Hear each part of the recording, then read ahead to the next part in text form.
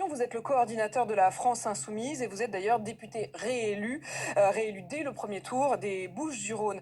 Je voudrais d'abord qu'on fasse un point avec vous sur le nombre de députés sortants ou de qualifiés qui finalement se désisteraient. Vous faites partie de ceux qui, très vite après les résultats de dimanche soir par la voix de Jean-Luc Mélenchon, avaient annoncé que vous demandiez à tous les candidats du nouveau Front populaire qui serait arrivé en troisième position dans des circonscriptions où le RN aurait la possibilité d'être élu, de se désister. Est-ce que tout le monde a répondu présent? Oui, bien sûr. C'est une règle et un principe qui est un principe constant pour nous depuis plusieurs élections, depuis l'existence de la France insoumise, de dire au deuxième tour, pas une voix pour le Rassemblement national, pas un siège de plus pour le Rassemblement national. Et effectivement, dans les situations dans lesquelles le Rassemblement national est arrivé en tête et le candidat du nouveau Front populaire, et en l'occurrence de la France insoumise, est arrivé en troisième position, nos candidats ont décidé de retirer leur candidature. Donc c'est clair, net. Est-ce que vous avez le chiffre ce matin du nombre de C'est candidats à peu qui se près désistent ou du nombre de candidats qui seront donc présents? c'est entre 40 et 50 à peu près de candidats qui ont fait le choix de retirer leur candidature. Il y a 32 candidats du nouveau Front populaire Qui qui ont ont été été élus élus dès le dès le premier premier tour. tour. Nous étions, avant ces désistements, qualifiés dans à peu près plus de 400 circonscriptions au second tour. Et comme il va y avoir entre 50 et 100 désistements, si je prends le nouveau Front populaire de manière générale, ça veut dire que nous serons entre 300 et 350 candidats qualifiés pour le second tour. Candidats qualifiés et présents donc au second tour. Du côté des candidats macronistes, il y a eu une certaine confusion. Une partie ont dit tout sauf le RN, une autre partie, comme notamment Édouard Philippe ou Bruno Le Maire, ont dit aucun insoumis, c'est-à-dire ni des voix pour le RN ni pour LFI, et certains ont dit ce sera au cas par cas. Qu'est-ce que vous constatez sur le terrain? Est-ce qu'il y a désistement ou pas? D'abord, je constate comme vous une certaine forme de cacophonie dans le discours médiatique sur le sujet. Maintenant, j'observe que dans un certain nombre de circonscriptions, les candidats macronistes, quand ils sont arrivés en troisième position, ont décidé de se retirer, y compris face à des candidats de la France insoumise. Mais il y a encore, puisque c'est jusqu'à ce soir 18 h la date limite de dépôt des candidats, il y a encore un certain nombre de cas, j'en comptabilise en ce qui concerne la France insoumise une bonne dizaine, dans lequel, pour l'instant, les députés macronistes ont annoncé, soit n'ont rien annoncé, soit ont annoncé la volonté de se maintenir et donc mettent en danger le résultat de dimanche et ouvrent la possibilité à l'extrême droite de pouvoir disposer d'une majorité absolue dimanche. Il y a un cas, par exemple, c'est celui de Loïc Signor. Loïc Signor, il est porte-parole du parti macroniste. Il a annoncé hier soir qu'il ne se retirerait pas dans la circonscription où Louis Boyard de la France Insoumise est aussi opposé à un candidat RN. Qu'est-ce que vous en dites? Je vous dis, comme pour l'ensemble des cas, qu'il me semble que dans la situation dans laquelle on est aujourd'hui, je crois qu'il y a un enjeu de clarté et que cette clarté, elle doit s'appliquer partout. Vous avez donné ce cas-là, je peux en donner d'autres. C'est le cas en Dordogne, c'est le cas dans les Côtes d'Armor, c'est le cas dans les Alpes de Haute-Provence. Il y a un certain nombre de situations, je ne vais pas toutes les lister ici sur ce plateau, dans lesquelles j'appelle le camp macroniste à faire preuve de la même clarté que celle dont nous avons fait preuve depuis dimanche soir. Vous dites que c'est uniquement pour faire battre le RN, pour empêcher le RN d'accéder à une majorité absolue, ou est-ce que c'est aussi pour donner une majorité de gauche à ce pays? Non, bien sûr, on est dans une élection législative. L'enseignement du premier tour de ces élections législatives, il y a une chose qui est certaine, c'est que les macronistes ne sont pas en capacité de continuer à gouverner le pays. Mais Raphaël Glucksmann, il dit qu'il y a une autre chose qui est certaine, c'est que la gauche n'aura pas la majorité. Ça, c'est lui qui le dit. Moi, sur la base des chiffres que je viens de vous donner,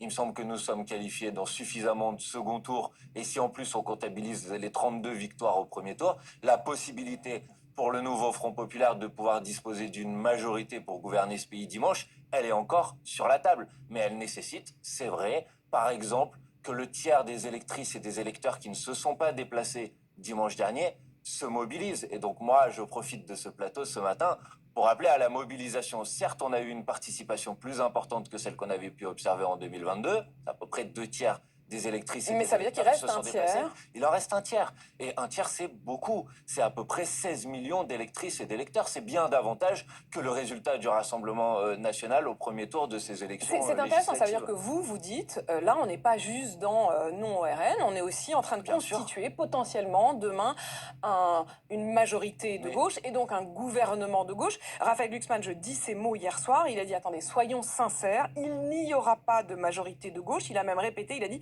la gauche n'aura pas la majorité, point barre. Écoutez, ça c'est son point de vue et il a le droit de le penser, mais si vous voulez... Oui, mais presque c'est comme si c'était une manière de dire aux gens, bon, vous pouvez voter pour nous, puisque de toute façon, il y a zéro chance qu'on y accède. Bah écoutez, moi j'appelle C'est les quoi gens comme à stratégie? j'appelle les gens à voter pour nous parce que je pense que les gens ont intérêt à ce qu'on y accède. Parce que la question qui est quand même posée dans cette élection, l'élection c'est quand même la confrontation de différents projets d'un point de vue démocratique. Et après les Françaises et les Français tranchent. Et donc la question que je pose à tout le monde c'est est-ce que lundi prochain vous préférez avoir à la tête du pays un gouvernement qui va s'engager pour abroger immédiatement la réforme des retraites d'Emmanuel Macron et prendre la direction, revenir vers la retraite à 60 ans, ou est-ce que vous proposez, est-ce que vous voulez un gouvernement qui, comme l'a avoué M. Bardella la semaine dernière, est prêt à ce qu'on parte à la retraite à 65 ou 66 ans? Ça, c'est des questions très concrètes. Est-ce que vous préférez d'avoir un gouvernement qui va augmenter les salaires, qui va bloquer les prix sur les produits de première nécessité, ou est-ce qu'au contraire, vous voulez un gouvernement dirigé par M. Bardella qui, petit à petit, a abandonné l'ensemble de ses promesses en matière de pouvoir d'achat? Est-ce que vous voulez, je m'arrête là, un Non, gouvernement... non, mais on peut Non, continuer, mais c'est vrai que j'ai l'impression mais que, c'est le fond. et d'ailleurs, C'est le c'est notre vie programme, à c'est tous ça les la Français question, depuis Apolline de Malherbe. des semaines maintenant. On a l'impression qu'on joue à, c'est presque action ou vérité, c'est tu préfères ça ou tu préfères Mais- ça, et on a l'impression. Franchement, Apolline de Malherbe, excusez-moi, je Mais joue pas de je problème, mais joue je pas trouve à qu'on se action ou retrouve vérité. dans ce système où, quand Raphaël Glucksmann dit ça Mais c'est hier, une en élection. vrai, alors Mais nous c'est aussi on une va être élection, sincères, comme le dit Apolline de Raphaël Malherbe, Glucksmann. c'est une élection. Dans Tout une à élection, fait. c'est normal qu'on mette sur la table les différents projets politiques. Tout à fait, Bon. Manuel Bompard, mais c'est vrai que, Donc en je joue vrai, pas, et je pense que vous je l'avez présente entendu, les projets qui sont les vous nôtres et l'avez je dis aux entendu Français de comme nous, trancher. vous l'avez entendu comme nous, quand Raphaël Glucksmann dit hier, soyons sincères, il n'y a pas aucune majorité à gauche, aucune possibilité de majorité à gauche, on a presque envie de traduire et de dire qu'il a l'air de dire, non mais vous inquiétez pas, il y a zéro risque Mais qu'on arrive au pouvoir. Vous franchement, l'avez si entendu vous comme voulez, moi. mais si vous voulez poser des questions à Raphaël Glucksmann, invitez-le. Bien sûr, En ce mais qui me vous, concerne, c'est comme ça que vous l'avez entendu. non, moi, voilà ce que j'ai à vous dire. Moi, je suis ni triste, ni content du résultat du premier tour. Je suis dans la bataille. Je suis dans la lutte pour essayer de faire en sorte que oui, l'extrême droite ne s'empare pas du pouvoir, mais aussi qu'il y ait un gouvernement du nouveau Front populaire pour changer la vie des gens. Et c'est pas un jeu. Et précisément dans une élection, c'est normal qu'on se pose cette question. Je pense aux 3,3 millions de personnes en France qui ont une double nationalité. Je pense que pour eux, le fait de savoir si C'est une lundi, angoisse. il y a un gouvernement du nouveau Front populaire qui va faire en sorte que tout le monde puisse continuer à vivre tranquillement dans ce pays, ou un gouvernement du Rassemblement national qui va interdire à ces binationaux d'avoir accès à un certain nombre d'emplois, C'est ça, une c'est des questions angoisse très concrètes. vitale. C'est une angoisse vitale. Bien sûr. Et c'est la raison pour laquelle nous avons eu des paroles qui sont des paroles de clarté totale sur le fait qu'il ne peut pas être question de favoriser l'arrivée au pouvoir du Rassemblement national, parce que c'est une remise en cause d'un certain nombre de principes qui sont élémentaires, essentiels d'un point de vue républicain.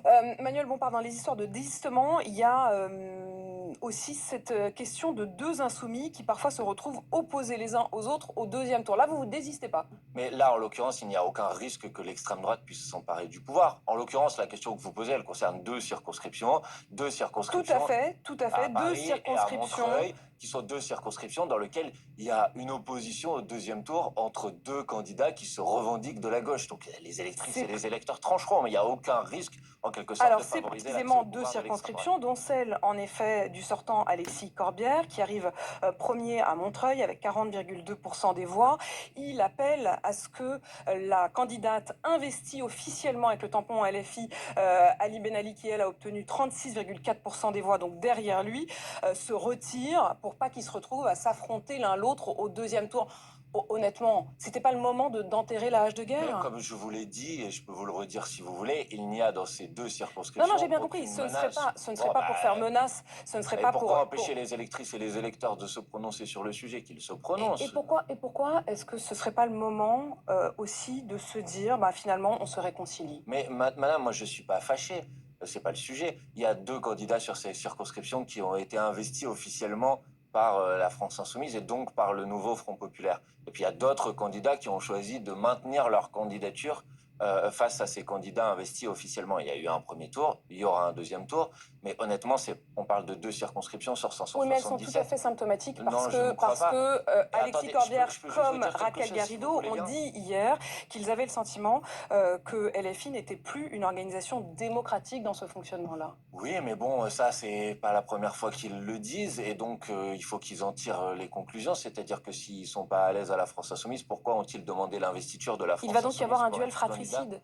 Mais c'est pas fratricide. Écoutez, il y a une élection, et une élection, ça permet aux électrices et aux électeurs de trancher. Ils vont le faire. Maintenant, franchement, Clémentine Autain, elle a rajouté hier, elle est toujours pour le coup sous l'étiquette LFI, mais elle s'est adressée à la presse aux côtés de Raquel Garrido, d'Alexis Corbière et de Madame Simonet, et elle a dit les luttes internes ont été tranchées par les urnes, les électeurs ont infligé un camouflet, c'est son mot, à la décision prise par Jean-Luc Mélenchon à l'égard d'Alexis Corbière et de Daniel Simonet. écoutez, d'abord, ce n'est pas la décision prise par Jean-Luc Mélenchon. Elle a été prise par qui, la décision ? Par le comité électoral de la France Insoumise, en consultation avec les militants de la France Insoumise dans ces circonscriptions, qui ont considéré, et c'est quand même encore le droit dans une organisation démocratique justement, de pouvoir choisir librement les candidats qu'ils avaient envie d'investir. Maintenant, je vais vous dire franchement les choses. Mais en fait, Attendez, je peux terminer j'ai juste une reçu phrase, hier Apolline matin, de oui, Malherbe, si vous voulez bien. Parce allez-y, que, allez-y. juste, Vous êtes étonné quand même par la façon dont ils se non, sont adressés à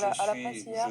je suis étonné par le fait qu'on consacre beaucoup de temps et beaucoup Bah, ils ont quand même organisé, et ce qu'ils sont des consacrent, députés de oui, chez bah, vous, je suis étonné qu'ils une l'aient fait. conférence de presse Vous avez hier raison. soir. Eh ben, moi, ce n'est pas ma priorité dans cette semaine. Et moi, ce que je peux vous dire, c'est ce que fait la France Insoumise cette semaine. La France Insoumise cette semaine, l'ensemble des députés qui, par exemple, ont été élus au premier tour, se déploient, vont en soutien de nos candidats qui sont confrontés au second tour, au Rassemblement national, dans un certain nombre de circonscriptions. Moi-même, à l'issue de cette interview, je vais aller dans l'Isère, puis dans le Rhône, pour aller aider des candidates et des candidats. Voilà ce qu'on fait tous. Et les militantes et les militants de la France Insoumise, ils se déploient aussi, ils se déplacent, ils vont dans d'autres circonscriptions pour essayer de favoriser la victoire d'un maximum de candidats du nouveau Front populaire. Et je pense que c'est ça qui devrait monopoliser, consacrer l'essentiel de notre énergie. Il y a quand même une chose très surprenante que Raquel Garrido a dit hier. Elle a dit qu'on avait estimé visiblement chez LFI qu'elle n'était, je cite, pas assez représentante des quartiers. Ça veut dire quoi?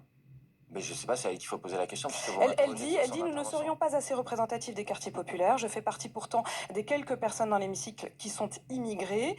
Elle est franco-chilienne. Elle dit, nous mettre en opposition les racisés, les immigrés, c'est très malsain. Franchement, Apolline de Malherbe, moi j'appelle à un peu de cohérence. J'ai entendu toutes les critiques sur la France Insoumise de ces personnes, donc je me demande dans ce cas-là la raison pour laquelle il y a 3 semaines ils se sont plaints de ne pas avoir été investis par la France Insoumise, vous voyez? Vous dites au fond, bon, ça veut dire qu'ils n'aiment pas la France Insoumise, qu'ils n'aillent pas demander à ce qu'on les Ils ont le soutienne. droit, c'est leur liberté, mais dans ce cas-là, il fallait pas demander à ce que la France Mais je me Insoumise pose les quand même la investisse. question, est-ce que ça veut dire que vous estimez aujourd'hui que quelqu'un qui n'est pas personnellement racisé ne peut pas incarner l'antiracisme? Je n'ai jamais estimé ça. Par contre, il me semble évident que du point de vue de la représentation parlementaire, et c'est pas vrai que pour la France Insoumise, mais pour le pays lui-même, on a une représentation parlementaire qui aujourd'hui n'est pas suffisamment à l'image du pays, que ce soit du point de vue de ses catégories sociales, du point de vue de ses origines. Est-ce qu'on peut porter la lutte contre le racisme quand on n'est pas racisé? J'en veux pour preuve la phrase de Rima Hassan qui était à Montreuil pour le meeting commun. Elle avait eu cette phrase: l'antiracisme a besoin de voix incarnées et non pas de porte-parole éloignées des réalités. Cette époque du porte-parole-là est révolue. Tout ce qui est fait sans nous est fait contre nous. Et je suis d'accord avec cette phrase, bien évidemment, que pour lutter contre des oppressions, il y a des personnes qui sont particulièrement bien placées pour le faire, c'est celles qui les subissent au quotidien. Ça ne veut pas dire qu'une personne qui ne les subit pas ne peut pas y être sensible ou ne peut pas contribuer à la lutte contre ces formes d'oppression. Mais si je vous posais la question autrement, et si je vous disais que est-ce que vous trouverez ça normal qu'une assemblée soit 100% masculine et que donc on considérerait qu'elle pourrait lutter facilement contre le sexisme ou contre le machisme, vous me direz à juste titre que ce serait un problème. Mais j'espère que les hommes peuvent porter et pour autant, ça n'empêche pas que les hommes puissent se battre aussi sur ce sujet. Manuel Bompard, c'est ça dont on est en train de parler. Est-ce que vous pourriez gouverner avec Gabriel Attal? Je vous pose la question parce que hier soir, il a dit qu'au fond, il y avait plusieurs options, pas seulement une majorité RN ou une majorité de gauche, mais qu'il y avait aussi l'idée d'une sorte de majorité plurielle. C'est son mot, on l'écoute. Il y a un troisième chemin, qui est celui que je défends, qui est celui d'avoir une Assemblée nationale plurielle au sein de laquelle nos candidats sont présents pour protéger les Français des hausses.